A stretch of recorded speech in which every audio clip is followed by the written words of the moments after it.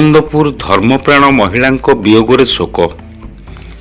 Anandpur municipality ଅନ୍ତର୍ଗତ ଜନାର୍ଦ୍ଦନପୁର ଶାସନ ନିବାସୀ ସ୍ୱର୍ଗତ ଦିଗାମ୍ବର ମହାପାତ୍ରଙ୍କ ଧର୍ମପତ୍ନୀ ପାର୍ବତୀ ମହାପାତ୍ରଙ୍କର ଆଜି ପବିତ୍ର ମହାଶିବରାତ୍ରି ସକାଳେ ଦେହାନ୍ତ ଘଟିଛି। ସେ ଜଣେ ନିଷ୍ଠାବାସୀ, ଅମାୟିକ, ପରୋପକାରୀ ଓ ଧର୍ମପ୍ରାଣ ମହିଳା ଭାବେ ସମସ୍ତଙ୍କର ଆଦରଣୀୟା ଥିଲେ। ଦୀର୍ଘଦିନ ଧରି ଅସୁସ୍ଥତା ଯୋଗୁଁ ସେ ଶଯ୍ୟାଶାୟୀ ରହିଥିଲେ। ତାଙ୍କ ମୃତ୍ୟୁ ଖବର ପାଇ ସ୍ଥାନୀୟ ବହୁ ବିଶିଷ୍ଟ ବ୍ୟକ୍ତି, ବନ୍ଧୁ ଓ ପରିବାରବର୍ଗ ତାଙ୍କର ଶେଷ ଦର୍ଶନ କରିବା ସହ ଶୋକସନ୍ତପ୍ତ ପରିବାରଙ୍କୁ ସମବେଦନା ଜ୍ଞାପନ କରିଛନ୍ତି। ମୃତ୍ୟୁ ବେଳକୁ ତାଙ୍କୁ 82 ବର୍ଷ ବୟସ ହୋଇଥିଲା ଓ ତାଙ୍କ ମୃତ୍ୟୁଶଯ୍ୟା ନିକଟରେ ପୁଅ, ବୋହୂ, ନାତି ନାତୁଣୀ ଓ ଅନ୍ୟ ଆତ୍ମୀୟ ସ୍ୱଜନ ଉପସ୍ଥିତ ଥିଲେ।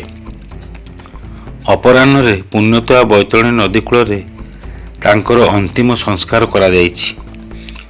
ମଝିଆ ପୁଅ ଗୋବିନ୍ଦ ନାରାୟଣ ମହାପାତ୍ର ମୁଖାଗ୍ନି ଦେଇଛନ୍ତି। ସ୍ୱର୍ଗତ ପାର୍ବତୀ ମହାପାତ୍ରଙ୍କ ମୃତ୍ୟୁରେ ସମଗ୍ର ଅଞ୍ଚଳରେ ଶୋକର ଛାୟା ଖେଳିଯାଇଛି। ଆନନ୍ଦପୁରରୁ ଟୁକୁ ଜେନାଙ୍କ ରିପୋର୍ଟ, ଖୋଲା ଖବର ଟିଭି।